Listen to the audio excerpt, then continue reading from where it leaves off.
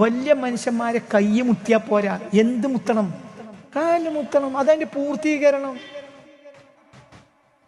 വലിയ മനുഷ്യന്മാരൊക്കെ കാലമുത്തുണ്ട്.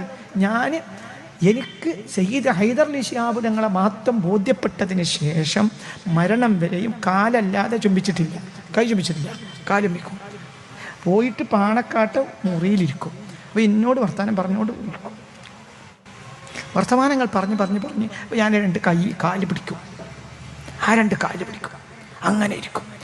ഇറങ്ങിപ്പോരാൻ നേരത്ത് കാല് ചുംബിക്കും. എന്തുകൊണ്ട്? അങ്ങനത്തെ ഒരാളായിരുന്നു അവർ. അള്ളാഹു ഒരു ദർജ കൊടുക്കട്ടെ. ആ ചെറിയ ആളൊന്നുമല്ല. ഈ അടുത്ത കാലത്ത് കഴിഞ്ഞു പോയ മഹാന്മാരിൽ മഹാനാണ് സയ്യിദ് ഹൈദർ അലി. അള്ളാഹു ഒരു ദർജ കൊടുക്കട്ടെ. അവർ ജീവിച്ചിരിക്കുന്ന കാലത്ത് ഞാൻ പ്രസംഗം നടത്തി. നിങ്ങൾ കേട്ടവരുണ്ട്. ഹൈദർ അലി വഫാത്തായാൽ മലബാറിൽ ഫിത്ന ഉണ്ടാവും. ഞാൻ പറഞ്ഞിട്ടുണ്ടോ അല്ലേ? മലബാറിലെ സുന്നികൾക്കിടയിൽ ഫിത്ന ഉണ്ടാവും. നടന്നിട്ടുണ്ടോ അല്ലേ? നടന്നിട്ടുണ്ട്. എൻ്റെ വലിപ്പത്തരല്ല.